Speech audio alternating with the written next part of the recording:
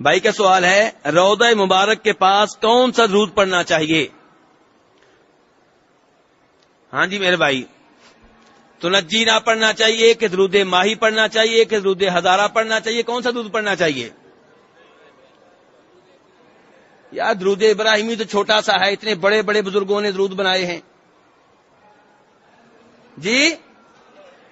افضل درود درود ابراہیمی ہے، تو پھر افضل وہ ہے تو اس کو چھوڑ کے ہم دائیں بائیں کیوں بھاگتے ہیں؟ اگر افضل درود وہ ہے اور یقیناً وہی ہے جو آمنہ کے لال نے بتایا ہے صلی اللہ علیہ وسلم، تو پھر یہ ہم نے درود کے اوپر مشتمل موٹی موٹی کتابیں کیوں اٹھائی ہوتی ہیں؟ افضل درود ہمیں زبانی آتا ہے، اور غیر افضل کے لیے پیسے خرچ کرنے پڑتے ہیں، کتاب کی طرف دیکھنا پڑتا ہے، لوگوں سے دھکے کھانے پڑتے ہیں، پھر بھی غیر افضل کی طرف بھاگتے ہیں کیوں؟ میرے بھائیوں، میں نے پہلے بھی گزارش کی تھی کہ نبی علیہ الصلوۃ والسلام کا جہاں پہ نام آ جائے وہاں پہ سوچ سمجھ سے کام لیں۔ جب آپ کا دیا ہوا درود موجود ہے، زبانی آتا ہے ہمیں، پھر یہ کتابیں ہم نے کیوں اٹھائی ہوئی ہیں؟ لوگوں کی باتوں میں کیوں آ جاتے ہیں؟ صرف اس لیے کہ لوگوں کے بنائے ہوئے درود کے ساتھ لوگوں کے بتائے ہوئے فضائل لکھے ہوئے ہیں۔ لوگوں کی باتوں پہ اتنا یقین ہے آپ کو؟ دین تو بہت پہلے مکمل ہو گیا تھا۔ کتنے سال پہلے میرے بھائیوں؟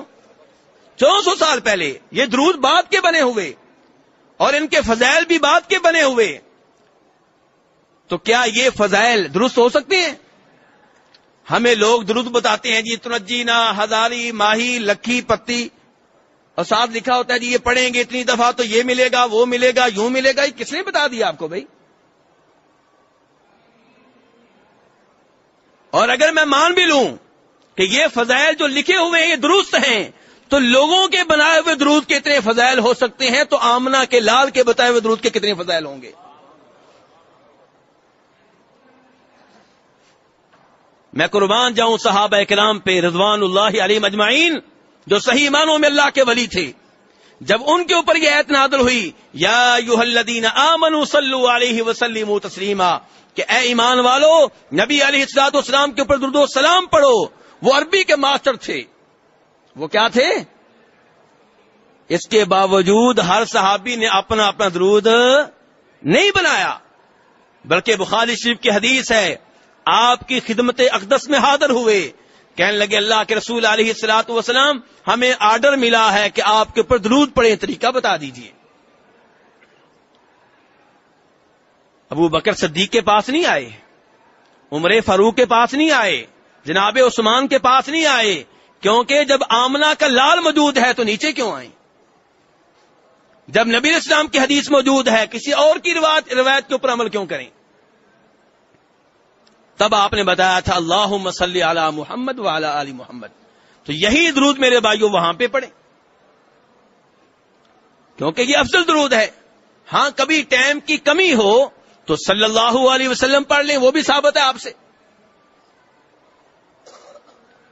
اور درود ہے کیا چیز میرے بھائیوں؟ درود ہے کیا؟ اللہم صلی علی محمد کا معنی کیا کہ اے اللہ ہمارے نبی پہ، بولیے ہمارے نبی پہ رحمت نازل فرما۔ کس کے لیے دعا کر رہے ہیں؟ نبی اسلام کے لیے۔ کس سے؟ اور نبی اسلام کے لیے دعا کرنی ہے، آپ سے دعا نہیں کرنی۔